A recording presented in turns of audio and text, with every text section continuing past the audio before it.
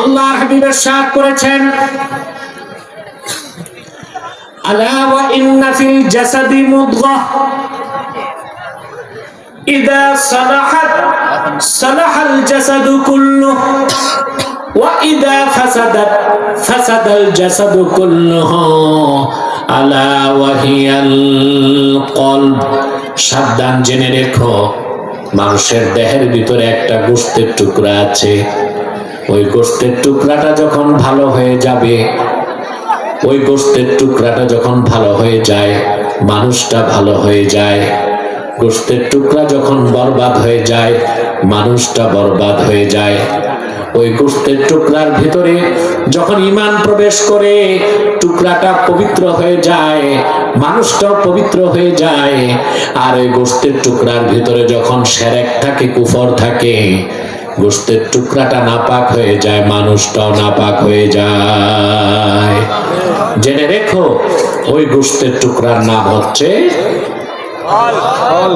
Call, heart, দিল, হৃদয়, মন, হৃৎপিণ্ড। কোনটা বুঝছেন? আরে ভাই, একটারই নাম।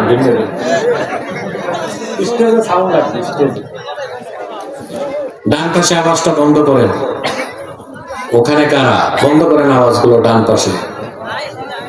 সম্মানিত সুধী, কথা খেয়াল করতেছেন? হৃদয় ঠিক, মানুষ ঠিক। হৃদয় খারাপ, মানুষ খারাপ।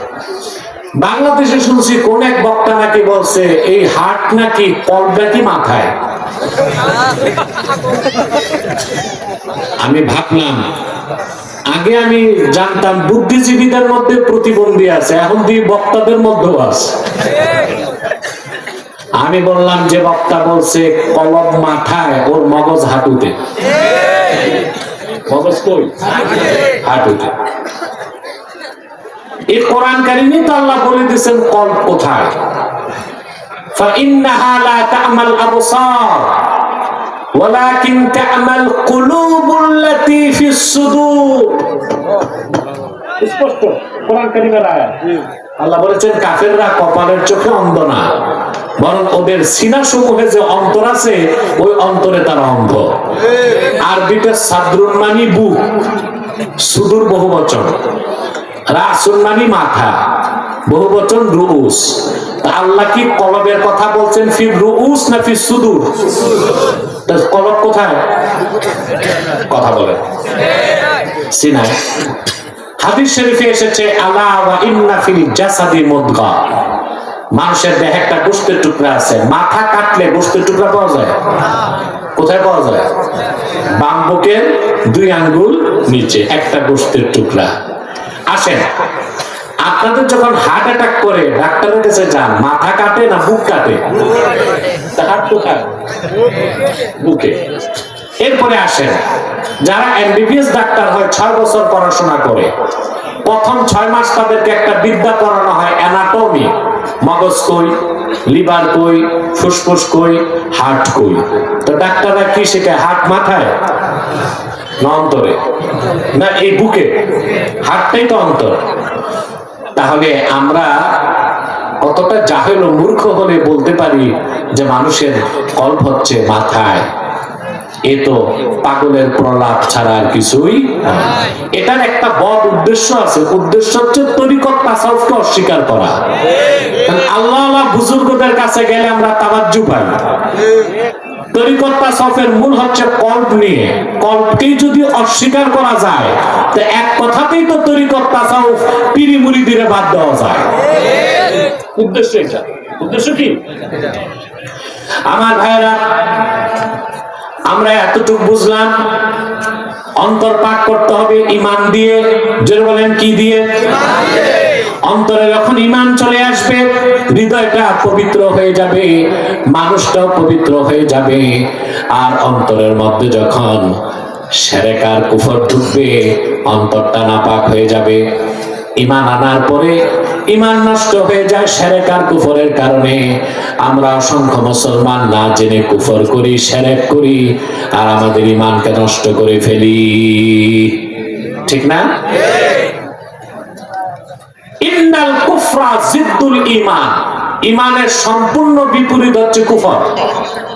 অন্তরে যখন কুফর ঢুকবে অন্তর নাপাক, আপনিও কথা বলেন নাপাক। অন্তরে যখন ঈমান থাকবে অন্তর পবিত্র, আপনিও পবিত্র। ঈমানের সম্পূর্ণ বিপরীত হচ্ছে কুফর। ওয়া ইন্না শিরকা আকবাহুল কুফরে, আর কুফরের মধ্যে সবচেয়ে নিকৃষ্ট হচ্ছে শিরকি কাজ। আজ বাংলাদেশে পীরি মুরিদির নামে শিরক হয়, রাজনীতির নামে শিরক হয়, সংস্কৃতির নামে শিরক হয়, হয় না? জোরে বলেন। এই শিরকের গুনাহ যদি করেন আপনি নাপাক হয়ে যাবেন। আল্লাহ তাআলা বলেছেন ইন্নামাল মুশরিকুনা নাজাস, মুশরিকরা নাপাক। আরে সাউন্ডটা বাড়াও না স্টেজে। আল্লাহ বলেছেন মুশরিকরা নাপাক। মুশরিকরা কি? কোন মুশরিক, কোন কাফের যতক্ষণ ঈমান না আনবে ৭০,০০০ বার লাখ সাবান দিয়ে গোসল করলো সে পবিত্র হবে না। আর মুমিন ঈমান আনার পরে পবিত্র, জীবিত থাকলেও পবিত্র, মারা গেলেও পবিত্র। কদ আফলাহা মান তাযাক্কা, এই অংশটা কি বুঝতেছি? কথা বলে না। তাহলে অবশ্যই আপনাদের হৃদয়কে পবিত্র করতে হবে ঈমান আনার মাধ্যমে, শিরক কুফর বাদ দিতে হবে। আমরা অসংখ্য শিরকি কাজে লিপ্ত হয়ে যাচ্ছি এখন। মনে রেখো আমার নবীগঞ্জের মুসলমান ভাইয়েরা, তোমার আমলনামায় যদি একটা নেক না থাকে, কিন্তু তোমার মৃত্যু যদি হয় পবিত্র হৃদয় নিয়ে, তার মানে তোমার আমলনামায় শিরক নাই, কুফর নাই, কোন নেক আমল নাই। হাসর হবে তোমার উম্মতে মুহাম্মাদি পরিচয়ে। আল্লাহ তাআলা ইচ্ছে করলে তোমাকে শাস্তি দিবেন, তারপরে জান্নাত দিবেন।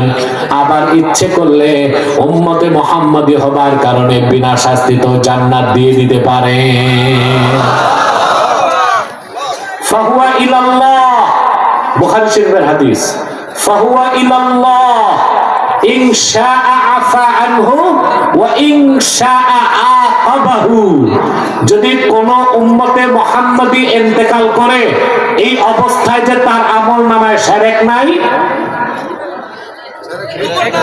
কুফর নাই, তাহলে লোকটা মারা গেল পবিত্র হৃদয় নিয়ে, হাসর হবে মুমিন অবস্থায়। আল্লাহ ইচ্ছে করলে তাকে মুমিন হবার কারণে বিনা আযাবেও জান্নাত দিতে পারেন, আর আযাব যদি দেন আযাবের পর হলেও অবশ্যই তারে জান্নাত দিবেন। পক্ষান্তরে কারো হৃদয় যদি অপবিত্র হয়, পাহাড় সমান নেক আমল আছে, কোটি টাকা দান খয়রাত করে, থোতায় কয়খান দাড়ি, মাথায় একখান টুপি, 2-4 রাকাত নামাজ আছে, রোজাও আছে, কিন্তু আমলনামায় যদি একটা শিরকের গুনাহ, কুফরের গুনাহ থাকে, তার কোনো আমল কবুল হবে না। তার হৃদয়টা অপবিত্র বলে গণ্য হবে। হাসর ময়দানে তার হাসর হবে কাফের হিসেবেই। আমল কোনো কাজে আসবে না। আল্লাহ স্পষ্ট কোরআন কারীমে বলেছেন, ইয়াওমা লা ইয়ানফাউ মালুন ওয়ালা বানুন ইল্লা মান আতাল্লাহা বিকলবিন সালিম। হাসর ময়দানে আল্লাহর কাছে যে উপস্থিত হবে, হাসরের দিন সহায় সম্পদ, ছেলে সন্তান কোন কাজে আসবে না। নেতা কাজে আসবে? কথা বলে না। কর্মীরা, মন্ত্রী, এমপি, প্রেসিডেন্ট, ব্যবসা বাণিজ্য, আল্লাহ বলেছেন ইল্লা মান আতাল্লাহা বিকলবিন সালিম, তবে যে পবিত্র হৃদয় নিয়ে আল্লাহর কাছে উপস্থিত হবে তার কোনো চিন্তা নাই। আমরা হৃদয় পবিত্র করার কথা শিখতেছি, ঠিক না ভাই? মনোযোগ আছে? একেবারেই আছে? ঘুমটুম নাই তো? দিনে আবার ঘুমায় কেমনে? এখন দুপুর কত, 2:20 হয়ে গেছে। আমি যে বসছি আলোচনায় 50 মিনিট চলে গেছে, আর 20 মিনিট বইটা নি।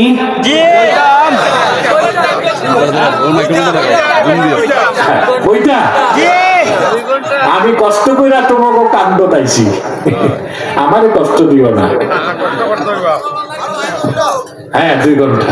তো সূর্য ডুবলে আমি যাবো কেমনে নারায়ণগঞ্জ? রাতে চলে না হেলিকপ্টার। আমরা একটা নীতিতে বিশ্বাস করব, কম সময়ে বেশি কথা না শুনে বেশি সময়ে কম কথা শুনবো না, কম সময়ে বেশি কথা শুনবো। এটা ভালো না? তাহলে ভাইরা, পবিত্র হৃদয় যদি আমরা ধারণ করতে পারি, আমরা সফলতা লাভ করব। আর এই হৃদয়কে অপবিত্র করে 2টা জিনিস, কুফর বা শিরক। কুফর বা শিরক করলে একটা আমলও কবুল হয় না, সব বরবাদ হয়ে যায়। আর আল্লাহ স্পষ্ট কোরআন কারীমে বলে দিয়েছেন, তিনি শিরকের গুনাহ কখনো মাফ করবেন না। করবেন? আল্লাহ রাব্বুল আলামিন ঘোষণা করেন, ইন্নাল্লাহা লা ইয়াগফিরু আন ইউশরাকা বিহি ওয়া ইয়াগফিরু মা দুনা যালিকা লিমান ইয়াশা। নিশ্চয় কোন ব্যক্তি যদি আমার আল্লাহর সঙ্গে কোন ব্যক্তি বা বস্তুকে শরীক করে, সেই শিরকের গুনাহ কোনদিন আল্লাহ মাফ করবেন না। এছাড়া বান্দা যত বড় গুনাহ করুক, যাকে ইচ্ছা তাকে আল্লাহ মাফ করে দিতে পারেন। শিরকের গুনার মাফ নাই। আল্লাহর হাবিবের সাহাবীগণের মধ্যে জলিলুল কদর সাহাবী ছিলেন একজন, হযরত ওয়াহশী রাদিয়াল্লাহু তাআলা। নাম শুনছেন না? এই লোকটাই আল্লাহর হাবিবের আপন চাচা আমির হামজাকে উহুদ ময়দানে শহীদ করেছিল। সিরাত ইবনে হিশামে এসেছে, ওয়াহশী মুসলমান হবার পর বলেন, আমি নিজ হাতে বর্ষা মেরে আল্লাহর হাবিবের চাচা আমির হামজার সিনায় মেরেছিলাম বর্ষা। আমির হামজা উহুদ ময়দানে লুটায় পড়লেন। আবু জাহেলের স্ত্রী নষ্টা, ভ্রষ্টা, হিংস্র মহিলা হেন্দা যে আল্লাহর হাবিবের চাচা আমির হামজার সিনাটা বিদীর্ণ করে কাঁচা কলিজা বের করে চর্বণ করেছে, আমির হামজার নাক কান কেটে মালা পরিধান করে উল্লাস করেছে। আল্লাহর হাবিব উহুদ ময়দানে আমির হামজার এই দৃশ্য যখন দেখেছেন, কোনদিন এই কথা মনে হলে তিনি ভুলতে পারতেন না সেই কথা। মক্কা যখন বিজয় হয়ে গেল, ওয়াহশী বলেন, আমি মক্কা ছেড়ে পালায়ে যাচ্ছি। লোকজন আমাকে বলল, ওয়াহশী আইনা তুরিদ, কই যাও? ওয়াহশী বলল, মক্কা বিজয় হয়ে গেছে, দলে দলে লোক মুসলমান হচ্ছে, সবাই মাপ পেতে পারে, কিন্তু আমি ওয়াহশী মাপ পাবো না। কারণ উহুদ ময়দানে আমি আল্লাহর হাবিবের চাচা আমির হামজাকে শহীদ করেছিলাম, সেই কথা রাসূলুল্লাহ কোনোদিন ভুলবেন না, আমারও মাফ করবেন না। লোকেরা বলল, রে ওয়াহশী, একটিবার রাহমাতুল লিল আলামিনের কদমে চলে যাও, তোমার মতো ওয়াহশীকে আল্লাহর হাবিব মুহূর্তে ইচ্ছে করলে ক্ষমা করে দিতে পারে। ওয়াহশী বলেন, হয় আর শঙ্কা নিয়া আমি আল্লাহর হাবিবের কদমে উপস্থিত হলাম। রাসূলুল্লাহ বললেন, তুমি কে? সাল্লাল্লাহু আলাইহি ওয়াসাল্লাম, তুমি কে? আমি বললাম, ইয়া রাসূলুল্লাহ, আমার নাম ওয়াহশী। কোন ওয়াহশী? আমার চাচার হত্যাকারী। বলে, জি। কেন এসেছো? ক্ষমা চাইতে, ঈমান আনতে। আল্লাহর হাবিব বলেছেন, ঠিক আছে, ক্ষমাও করব আর ইসলাম গ্রহণের সুযোগও দিব, কালেমাও পড়াই দিব। ওয়াহশী বলেন, ইয়া রাসূলুল্লাহ সাল্লাল্লাহু আলাইহি ওয়াসাল্লাম, তবে আমার একটা শর্ত আছে, আমি ঈমান আনলে, তওবা করলে আল্লাহ যে আমাকে মাফ করবেন, এই গ্যারান্টি চাই। সুবহানাল্লাহ কইবেন না? আল্লাহর হাবিব বলেন, তার কি বলতে চাও? বলে লা উসলিমু হাত্তা আসমা'a কালাম আল্লাহ। আমি মুসলমান হলে আল্লাহ আমাকে মাফ করবেন। আল্লাহ যদি ওহীর মাধ্যমে আপনাকে জানান, আপনি বলেন, আমি কানে শুনি, তাইলে আমি মুসলমান হব। তাৎক্ষণিক কোরআনের আয়াত নাজিল হয়ে গেল। আল্লাহ বলেন ওয়াল্লাযীনা লা ইয়াদউনা মা'আল্লাহি ইলাহান আখারা ওয়া লা ইয়াকতুলুনান নাফসাল্লাতী হারামাল্লাহু ইল্লা বিল হাক্কি ওয়া লা يزنون ومن يفعل ذلك يلقى أثاما الله أكبر। আল্লাহ ঘোষণা করে দিলেন, প্রিয় হাবিব আপনি জানাই দেন, ওয়াল্লাযীনা লা ইয়াদউনা মা'আল্লাহি ইলাহান আখার, যারা আল্লাহর সাথে অন্য কাউকে ইলাহ হিসেবে ডাকে না, মানুষকে হত্যা করে না, জিনা করে না, আল্লাহ এদেরকে মাফ করে দিবেন। ওয়াহশী বললেন, ইয়া রাসূলুল্লাহ ইন্নী আশরাকতু বিল্লাহ ওয়া কাতালতু আন-নাফসাল্লাতী হারামাল্লাহু ইল্লা বিল হাক্কি ওয়া জানাইতু, আমি শিরক করছি, আমি আপনার চাচাকে শহীদ করছি, কতবার জিনা করছি তার তো হিসাব নাই, তার মুসলমান হয়ে লাভ কি? আল্লাহ তো মাফই করবেন না। ভাই শুনতেছেন? হরেন চলে গেছে, সাউন্ড লাগবে হরেন। আপনারা শুনতেছেন, বুঝতেছেন? আবার কোরআনের আয়াত নাযিল হয়ে গেল। সুবহানাল্লাহ।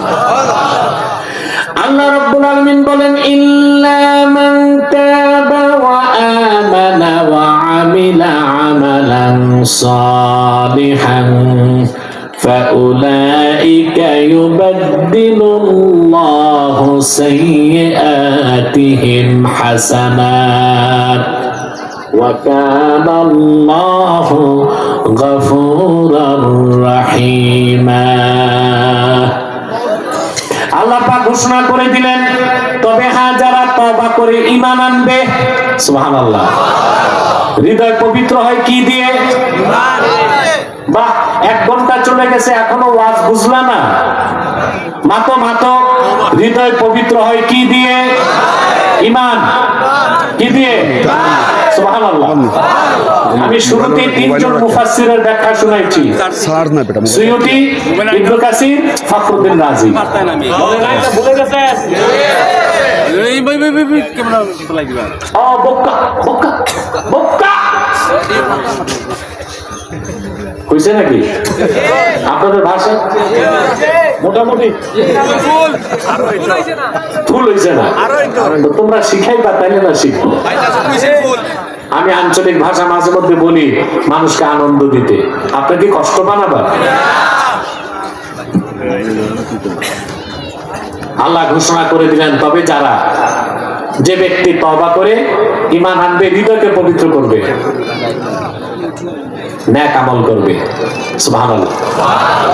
আল্লাহ বলেন, তারা আগে যদি শিরক করে থাকে, কুফর করে থাকে, গুনার কাজ করে থাকে, ঈমান এনে তওবা করার সাথে সাথেই আল্লাহ তাদের জীবনের গুনাহ মাফ করে গুনাহগুলোকে নেক দিয়ে বদল করে দিবে।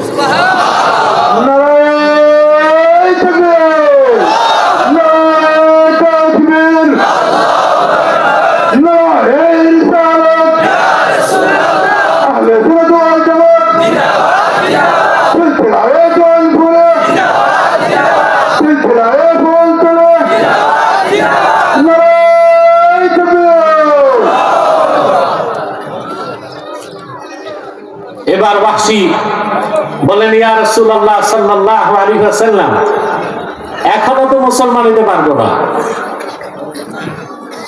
আল্লাহ হাবিব বলেন, কেন? বলে, ইন্নী আরা ফীহি শারতান ফাহুয়াল আমালুস সালিহ। আল্লাহ তো ঈমান আনার পর আবার শর্ত দিয়েছেন, নেক আমল করতে হবে। আমি ঈমান আনবো, তওবা করব, নেক আমল করার ভরসা আমার নাই। আরে মুসলমান, সুবহানাল্লাহ কইবা না?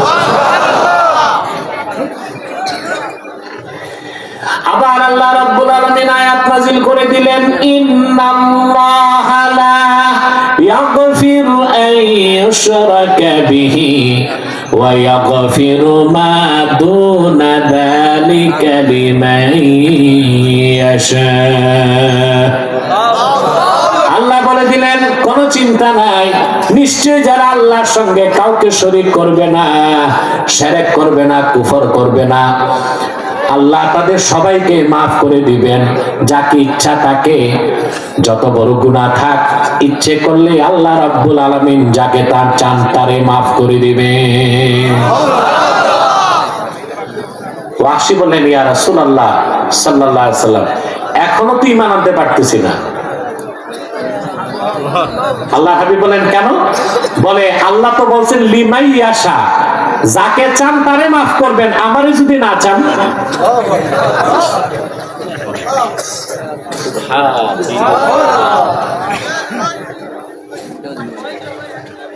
এবার চলে আসলো চূড়ান্ত সিদ্ধান্ত।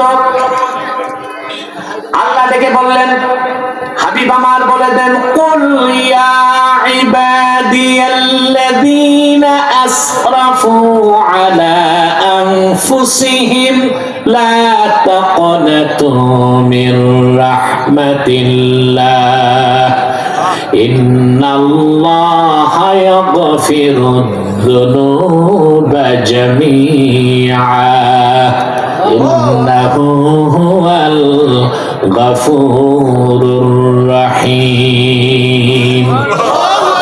হাবিব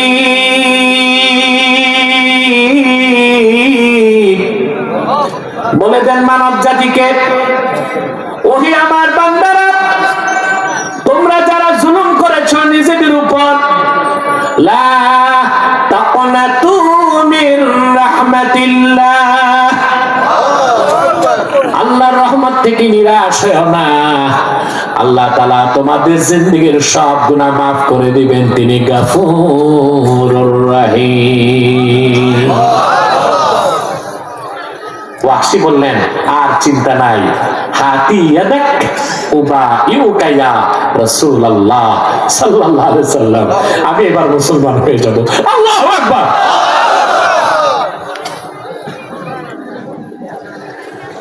শুনে রাখো মুসলমান, আল্লাহর পক্ষ থেকে এই ওয়াফার, এই মহা সুযোগ শুধু ওয়াহশীর জন্য খাস ছিল না, ওয়াহশীর জন্য ছিল খাস, গোটা উম্মতে মুহাম্মাদীর জন্য। আল্লাহর হাবিবের কোন উম্মত যদি পরিপূর্ণ ঈমান আনে, হৃদয়কে পবিত্র করে ফেলে, আমলনামায় যদি শিরক আর কুফর না থাকে, যত বড় গুনার বোঝা নিয়ে হাসরে দাঁড়াক না কেন, আল্লাহ তারে ফার্স্ট চান্সও মাফ করে দিতে পারেন। গুনার কারণে জাহান্নামে শাস্তি দিলেও অবশ্যই কোনো একদিন আল্লাহ তারও জান্নাত দিবেন। তাহলে আমাদের মূল কাজ হচ্ছে হৃদয়কে পবিত্র করা। সুবহানাল্লাহ বলবেন না? তারপর যদি পরিপূর্ণ সফলতা চান, অর্থাৎ 1 সেকেন্ডও জাহান্নামে যাইতে চান, আমরা প্রত্যেক মুমিন মুসলমান যদি আমলনামায় শিরক আর কুফর না থাকে, আমাদের প্রিন্সিপাল আইডেন্টিটি উম্মতে মুহাম্মাদী পরিচয় নিয়ে যদি মরতে পারি, হৃদয় পবিত্র থাকে, তাহলে কোনো একদিন আমরা জান্নাত পাবো, শাস্তি হলেও। ইনশাআল্লাহ। এখন আমরা তো শাস্তিও চাই না, বিনা শাস্তিতে জান্নাত চাই, ওটাই তো পূর্ণ সফলতা। তাইলে ঈমানের পর আর 2টা কাজ আল্লাহ দিয়েছেন।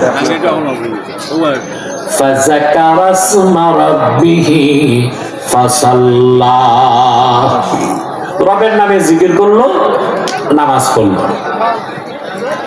ইমাম রাজি যে তাফসীরটা করছেন, পুরাটা তো বলি নাই, বলে দিব। ইমাম রাজি বলেছেন, ইন্নামা এই 2টা, এরা কি আউলিয়া কেরাম, এদের মুনাজাত লাগে না? না না না, 2, 3টা 4টা তো যাবেই, কিন্তু এখন মুনাজাতের কিছুক্ষণ পরে এদের কোনো সমস্যা থাকতে পারে, হতে পারে কোনো ব্যস্ততা বা ক্ষুধা লাগছে, না খেয়ে বসে আছে না? কথা বলে, আমরা তো না খেয়ে বসছি। মুমিন যত না খেয়ে থাকে, তার স্পিরিচুয়াল পাওয়ার তত বাড়তে থাকে। আমার ভাইরা, মনোযোগ, একটা মানুষও মাথাটা নাড়ার চেষ্টা করবেন না। ইমাম রাজি লিখেছেন, ইন্না মারাতিবা আমালিল মুকাল্লাফি সালাসা, ব্যক্তির আমলের স্তর কয়টা?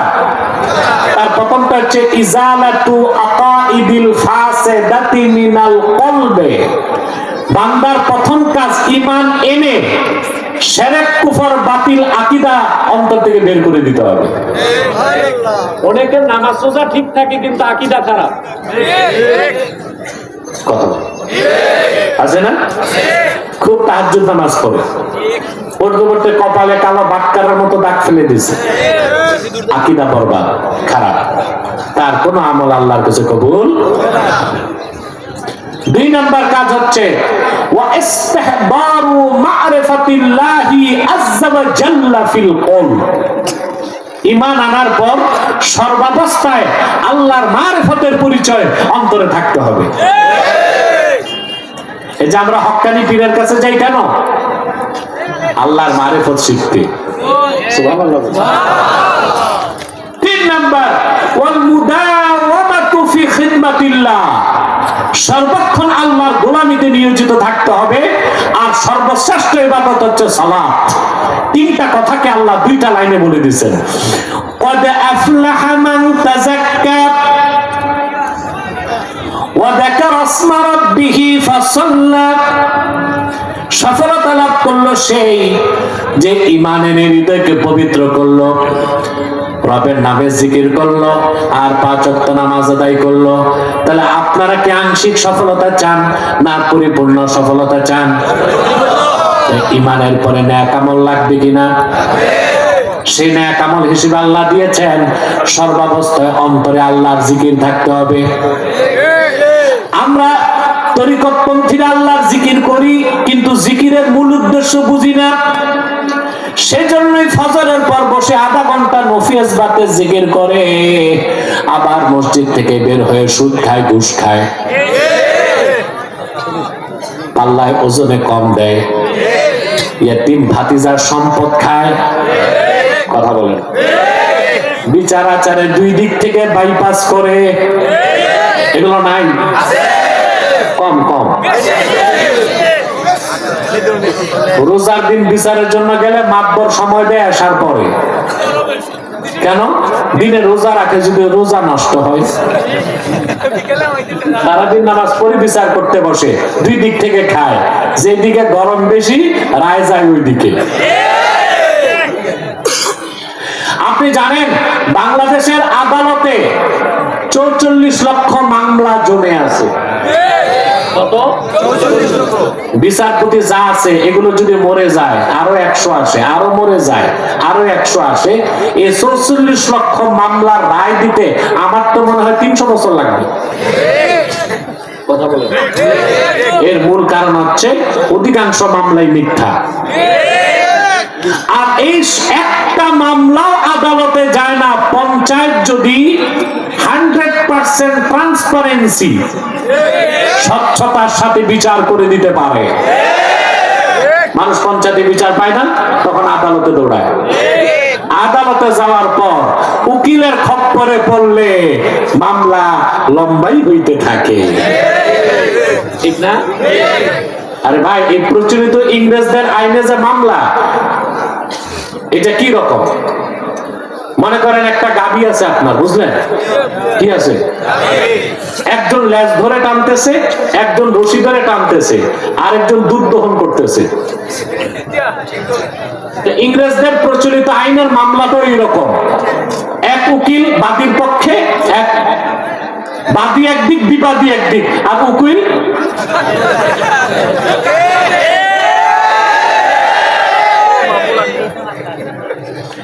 সেজন্য আমি উদাত্ত ভাবে বলছি, রাষ্ট্র সংস্কার করতে হলে সংবিধানও বদলাতে হবে, প্রচলিত আইনকে বাদ দিয়া শরিয়া আইনে দেশ চালাতে হবে।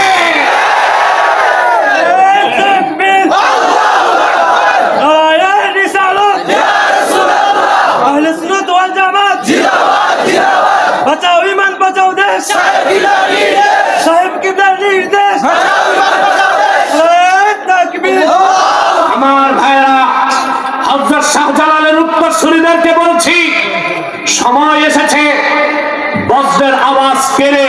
সর্বশক্তি দিয়ে জানায় দেন এই দেশের নীতি নির্ধারকদেরকে 200 বছর ইংরেজরা ধোঁকা দিয়েছে বাংলার মানুষকে। 47-এ দেশ স্বাধীনের পর 24 বছর পাকিস্তানিরা ধোঁকা দিয়েছে। 71-এ দেশ স্বাধীনের পর 53 বছর যারাই ক্ষমতায় গেছে ধোঁকা দিয়েছে, পশ্চিমাদের তাবেদারি করেছে। আর পশ্চিমাদের তাবেদারি চলবে না, কোরআনের আইন দিয়ে দেশ চালাতে হবে।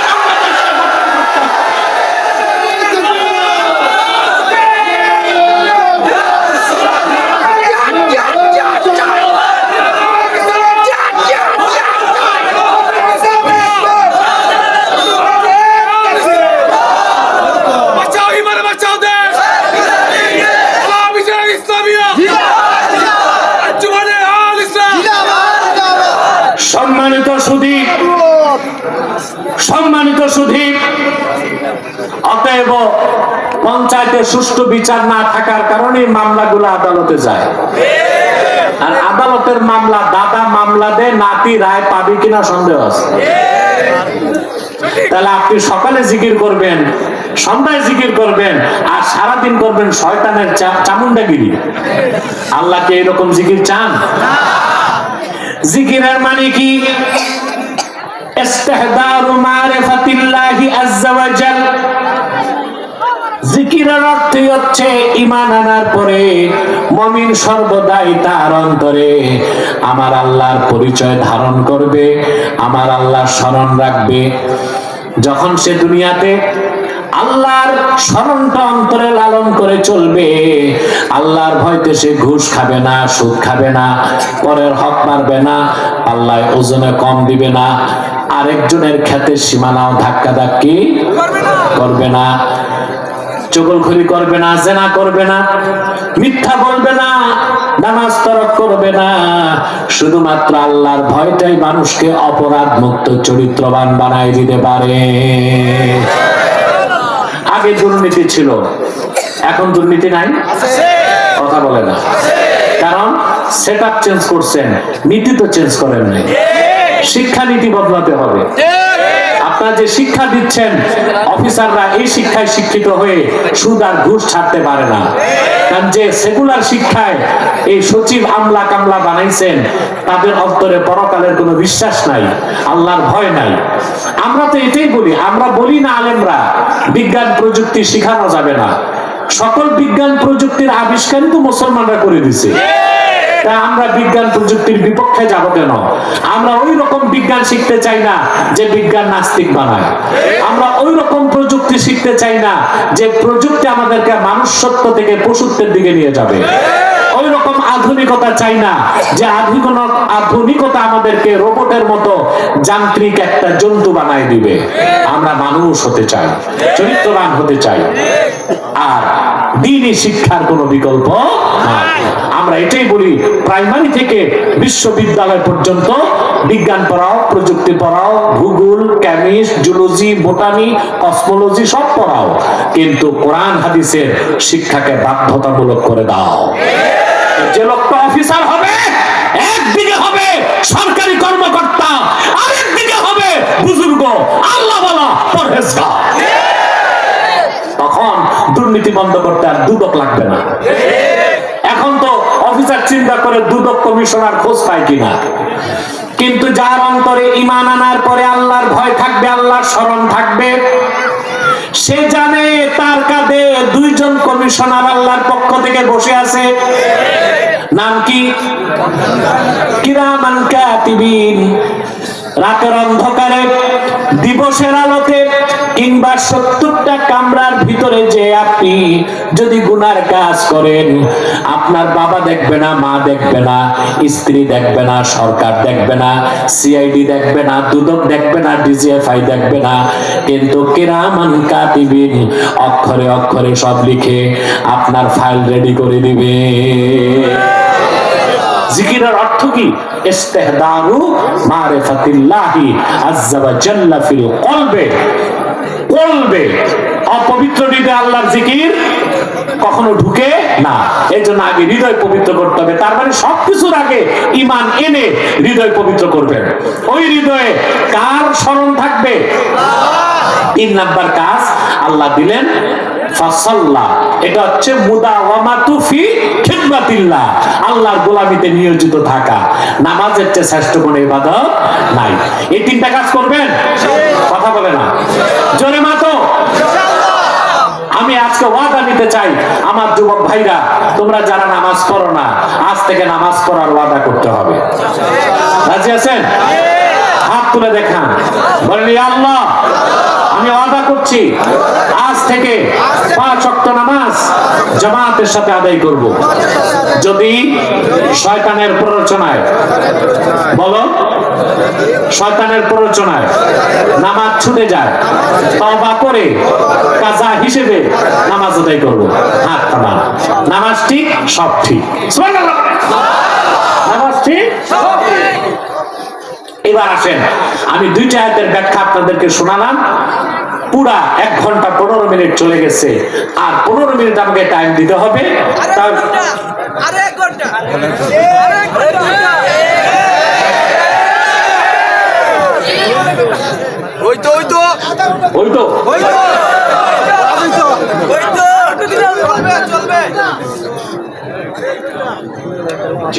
অবশ্যই কথা শুনতেছেন তো?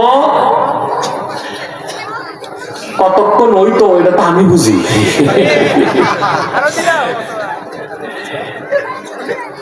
আমি যদি বক্তব্যে লিমিট না রাখি, তখন আর ওয়াজ হবে না, আবার শুরু হবে না। আমাকে তো পড়াশোনা করতে হয়, তারপর বুঝাতে হবে। কথা বলেন। আর আমি আগে বলেছি, আমরা কতক্ষণ আলোচনা হলো সময় দেখবো না, আমরা দেখবো কথা কি হলো। ঠিক না ভাই? এবার পরের কয়েকটা আয়াতের তরজমা আর শিক্ষাটা কি তা আমরা উল্লেখ করছি। এরপর আল্লাহ তাআলা বলেন, বাল তুসিরুনাল হায়াতাদ দুনিয়া ওয়াল আখিরাতু খায়রুন ওয়া আবকা। কিন্তু পৃথিবীর মানুষেরা মূলত এখানে অবিশ্বাসীদেরকে আল্লাহ তিরস্কার করছেন। তোমরা তো দুনিয়ার জীবনটাকে প্রাধান্য দিচ্ছ, অথচ আখিরাত হচ্ছে উত্তম এবং স্থায়ী। বলেন সুবহানাল্লাহ। এখন দুনিয়ার জীবনকে প্রাধান্য দেওয়ার অর্থ কি, এটা বুঝতে হবে। আল্লাহ কিন্তু মুমিনদেরকে বলেন নাই দুনিয়া বাদ দিয়া চাকরি বাকরি, ব্যবসা, লেনদেন, বিচার আচার, শিক্ষা সংস্কৃতি এসব বাদ দিয়া আমরা শুধু মসজিদ মাদ্রাসায় বসে তাসবিহ করব। আল্লাহ কিন্তু এটা বলেন নাই। মুমিনকে দুনিয়া লাগবে, তবে মুমিনের জন্য দুনিয়া ততটুক প্রয়োজন যতটুক। 2, মুমিন কখনো আখিরাতকে বাদ দিয়া দুনিয়া কামাই করবে না। মুমিনের জীবন দর্শন আর কাফেরের জীবন দর্শনে এখানেই মূল পার্থক্য। কাফেররা দুনিয়া আখিরাতের উপর দুনিয়াকে প্রাধান্য দেয়, আর মুমিন দুনিয়াদারি করবে কিন্তু দুনিয়ার উপর আখিরাতকে প্রাধান্য দেয়। এই জন্য অবিশ্বাসী কাফের মুশরিকদের সকল কাজ দুনিয়ামুখী, আর মুমিনের সকল কাজ আখিরাতমুখী। বলেন সুবহানাল্লাহ। এখানেই হচ্ছে বিলিভার আর অ্যাথিস্ট বা সেকুলারিস্টের মধ্যে পার্থক্য। মুমিন তার দুনিয়া লাগে, কিন্তু কখনো সে দুনিয়ার উপর আখিরাতের উপর দুনিয়াকে প্রাধান্য দিতে পারে না। ভাইরা আমার, আপনি দুনিয়া কিভাবে ছাড়বেন? দুনিয়ার বিষয়গুলো তো আল্লাহ তাআলাই চিত্তাকর্ষক করে দিয়েছেন আমাদের কাছে। ছাড়তে পারবেন দুনিয়া? কথা বলেন। আপনি চাইলেও কি দুনিয়া ছাড়তে পারবেন? দুনিয়াতে অসংখ্য উপকরণ আছে যা আল্লাহ আমাদের জন্য চিত্তাকর্ষক করে দিয়েছেন। যেমন আল্লাহ তাআলা বলেন, زين للناس حب الشهوات من النساء والبنين والقناطير المقنطرة من الذهب والفضة والخيل المسومة والأنعام والحرث ذلك متاع الحياة الدنيا والله عنده حسن المآب। আল্লাহ বলেন, এই পৃথিবীতে মানুষের জন্য চিত্তাকর্ষক করে দেওয়া হয়েছে মহিলাদের প্রতি আকর্ষণ, সুবহানাল্লাহ, সন্তানদের প্রতি আকর্ষণ। আপনাদের যদি বউ না থাকতো আর বাচ্চা কাচ্চা না থাকতো, চাকরি বাকরি করতেন? কথা বলেন। সংসার চাকরি বাকরি করেনি তো, বউ আর সন্তানদের জন্য। একটা মানুষের পেট চালাইতে কি লাগে ভাই? কিচ্ছু লাগে না। এই যত দুনিয়াদারি এই স্ত্রীর জন্য, সন্তানদের জন্য। আল্লাহ বলেছেন এগুলো চিত্তাকর্ষক করে দেওয়া হয়েছে মানুষের জন্য। কারিগরি সোনা রূপা এগুলোর প্রতি মানুষের টান আছে। চিত্তাকর্ষক ঘোড়া, গৃহপালিত প্রাণী আর কৃষি, এই সব জিনিস আল্লাহ দুনিয়াতে দিয়েছেন, মানুষের জন্য ভালো লাগার ব্যবস্থা করে দিয়েছেন। এই জন্য মানুষ ব্যবসা করে, চাকরি করে। তা আমরা মুমিনরা মানুষ, আমাদেরকে এগুলো লাগবে না? কথা বলেন। বিয়ে শাদী, সন্তান লালন পালন, কামাই রোজগার, রাজনীতি, অর্থনীতি, সমাজনীতি, ব্যক্তিনীতি, সংসার নীতি, সংস্কৃতি, সব ক্ষেত্রে মুমিন শরীয়তের অনুসরণ করবে, তার জীবনটা হয়ে যাবে আখিরাতমুখী। আর কাফের মুশরিক বেঈমান আখিরাতকে বিশ্বাস করে না, তাদের সব কাজ হচ্ছে দুনিয়ামুখী। কাফেরদের ব্যাপারে আল্লাহ তাআলা বলেন, আল্লাযীনা ইস্তাহিব্বুনাল হায়াতাদ দুনিয়া আলাল আখিরাতি ওয়া ইয়াসুদ্দুনা আন সাবিলিল্লাহি ওয়া ইয়াবগুনাহা ইওয়াজা উলাইকা ফি দালালিন বাঈদ। যারা কাফের, যারা মুশরিক, যারা বেঈমান, তারা আখিরাতের উপর দুনিয়াকে প্রাধান্য দেয় আর মানুষকে আল্লাহর পথ থেকে সরায়। আল্লাহর পথকে, ইসলামকে বক্র করার চেষ্টা করে, যা কোনোদিন পারে নাই, পারবে না। আল্লাহ বলেন তারা সুস্পষ্ট গোমরাহিতে আছে। তাহলে আমাদের শিক্ষা হচ্ছে আমরা দুনিয়াদারি করব, চাকরি করব, ব্যবসা করব, কিন্তু শরীয়তকে অনুসরণ করব। আর চাকরি বাকরি, ব্যবসা, রাজনীতি করতে যে আখিরাতকে নষ্ট করব না। এই সবকটা পেলাম। আসেন এখন একটু রাজনীতির আলাপ। রাগ করলেন? আমি আপনাদের প্রচলিত রাজনীতিতে বিশ্বাসী না, আমি ইমাম হোসেনের খেলাফার রাজনীতিতে বিশ্বাসী। আমি এটাই চাই। তবে আমি চাই রাষ্ট্র ক্ষমতায় খেলাফত প্রতিষ্ঠিত হবার আগ পর্যন্ত আমার দেশে ইসলামের পক্ষে কথা বলার জন্য একটা শক্তিশালী দল, একটা গ্রুপ, ওলামায়ে কেরামের একটা বিরাট অংশ সংসদে থাক। ওটা ওজন, ওটা কি হালাতে ইদতিরার, এটা শরীয়তের একটা নিয়ম আছে। আয-যারুরাতু তাতাকাদ্দারু বিকদরি যারুরা, যেমন বিশেষ প্রয়োজনে হারামটাকেও শিথিল অবস্থায় গ্রহণ করা যায়, হারাম মনে করে হালাল মনে করা যাবে না। যেমন আপনি গেছেন ঘুরতে, কোথাও পথ হারায় ফেলছেন, 3 দিন খাবার নাই, মারা যাবেন খাবারের অভাবে, দেখলেন একটা মরা গরু পড়ে আছে। মরা গরু খাওয়া কি? কিন্তু ওই মুহূর্তে জীবন বাঁচাতে যতটুকু দরকার ততটুকু আপনি খাইতে পারবেন। আপনি যদি মনে করেন যেহেতু খাওয়ার অনুমতি আছে জীবন বাঁচাইতে, কিছু বাড়ির জন্য নিয়ে যাই, ওইটা চলবে না। আপনি জীবন বাঁচাতে যতটুকু দরকার ততটুকু খেতে পারেন, কিন্তু আপনি কি হালাল মনে করতে পারবেন না হারামি মনে করতে হবে? ঠিক আমরা গণতন্ত্রকে আদর্শ হিসেবে বিশ্বাস করি না, খেলাফতকে রাজনৈতিক আদর্শ হিসেবে বিশ্বাস করি। তবে আপৎকালীন মুহূর্তে খেলাফত প্রতিষ্ঠার আগ পর্যন্ত সংসদ তো খালি রাখা যাবে না। এই জন্য আমরা চাই ওলামায়ে কেরামের একটা বিরাট অংশ সংসদে যাক এবং তারা ইসলামের পক্ষে কিছু করতে না পারলেও ইসলামের বিপক্ষের আইনগুলোকে যেন বাধা দিতে পারে। বুঝতে পারছি? তা আসলে একটু রাজনীতির কথা। মুমিনের রাজনীতি আর অবিশ্বাসের রাজনীতিতে একটা পার্থক্য আছে।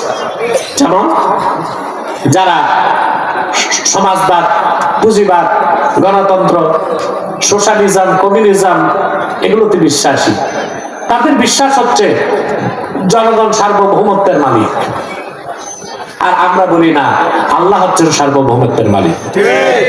এখানে রাজনীতি দুই মুখী হয়ে গেল, একটা আখিরাতমুখী, একটা দুনিয়ামুখী। ঠিক না? এখন বলা হচ্ছে দেশের top of the country reconstruction of constitution, নতুন সংবিধান লেখা হবে। ঠিক না? তা সংবিধান 70 বার লেখলে আমার তোমার কি? নীতি তো চেঞ্জ করবে না। সংবিধানের মূল এটাই তারা লিখবে, যারা লিখবে জনগণ সার্বভৌমত্বের মালিক। শিরক। আমি বলেছিলাম দেশে রাজনৈতিক ভাবে সেরেক হচ্ছে। যদি সংবিধানের মূলে থাকে সার্বভৌমত্বের মালিক জনগণ, ওই সংবিধান মেনে রাজনীতি করলে আপনার রাজনীতি হয়ে যাবে দুনিয়ামুখী, আপনার গন্তব্য হবে জাহান্নাম। আর সংবিধানের মূল যদি হয় ইনিল হুকমু ইল্লা লিল্লাহ, সার্বভৌমত্বের মালিক আমার আল্লাহ, এটা যদি লেখা থাকে সুন্নাত তরিকায় রাজনীতি করেন, আপনার রাজনীতি হবে আখিরাতমুখী, আর রাজনীতিটা ইবাদত বলে গণ্য হয়ে যাবে। আর আমরা আজকে সংবিধান আমরাই লিখি, আমরাই ঈমান আনি, আবার সময় মতো আমরাই সংবিধান খেয়ে ফেলি। রাগ করবেন না ভাই, এটা অনেকটা হিন্দুদের মূর্তি পূজার মতো হয়ে গেল না? সরস্বতী পূজা, লক্ষ্মী পূজা, দুর্গা পূজার আগে পূজা মণ্ডপে একটা মূর্তিও কি থাকে? কথা বলেন। পূজার আগে এগুলো হিন্দুরা বানায়, তারপর নিজেদের বানানো এই খোদা নামের বেহুদা গুলো, এগুলোর উপরই বানানে। আবার পূজার পর এগুলো কি পরের বছরের জন্য রেখে দেয় না ডেস্ট্রয় করে দেয়? আমরা কি করতেছি? আমরাই সংবিধান বানাই, আমরাই ঈমান আনি, আবার আমরাই কেটে ফেলি। আমার একটা ঘটনা মনে পড়ছে, বলবো? আমার না, আমিরুল মুমিনিন হযরত ওমর রাদিয়াল্লাহু তাআলা আনহু, তিনি বসে আছেন, হঠাৎ একদিন হাসতে লাগছে। লোকজন বলেন, আমিরুল মুমিনিন কথা নেই বার্তা নেই, হাসতেছেন কেন? বলে, জাহিলি যুগে এমন কিছু কাজ আমরা করতাম যা মনে পড়লে এখন হাসি আসে। তো হযরত ওমরকে লোকজন জিজ্ঞেস করলেন, কি করতেন? বলে, জাহিলি যুগে আমরা কুন্না ফিল জাহিলিয়াতি নাসনাউ সানামাম বিল আজওয়া, জাহিলি যুগে আমরা খেজুর দিয়ে মূর্তি বানাইতাম, বুকে রাখতাম, মাথায় রাখতাম, বগলে রাখতাম, চুমা দিতাম, সেজদা করতাম, ক্ষুধা লাগলে খেয়ে ফেলতাম। ক্ষুধা লাগলে খাইতে সমস্যা হইতো না, মূর্তি কি দিয়ে বানাইতো? আজকে কি আমরা তাই করতেছি না? আমরাই সংবিধান বানাইতেছি, আমরাই সংবিধানের মালিক, দেশের মালিক, আবার আমরাই সময় মতো সংবিধানে ঈমান আনতেছি শপথ বাক্য পাঠ করে, আবার যখন মন চায় না সংবিধান।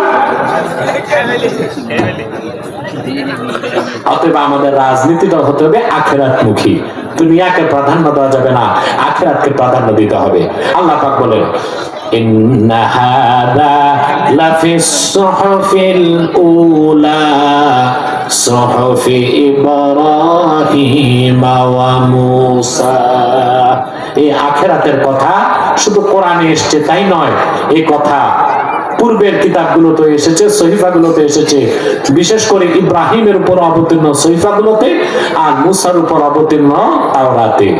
সাদাকাল্লাহুল আযীম ওয়া সাদাকা রাসূলুহুন নবিয়ুল কারীম ওয়া নাহনু আলা যালিকা মিনাশ শাহিদিন ওয়াশ শাকিরিন ওয়ালহামদুলিল্লাহি রাব্বিল আলামিন। আমি দীর্ঘক্ষণ আপনাদের বক্তব্য শোনালাম, এখন মুনাজাতের প্রস্তুতি নিচ্ছি। আমার কাছে কিছু প্রশ্ন হবে, আসার কথা, উত্তরগুলো দিব আমি। তার আগে আপনাদেরকে কিছু বিষয়ে আমি সতর্ক করে দিচ্ছি।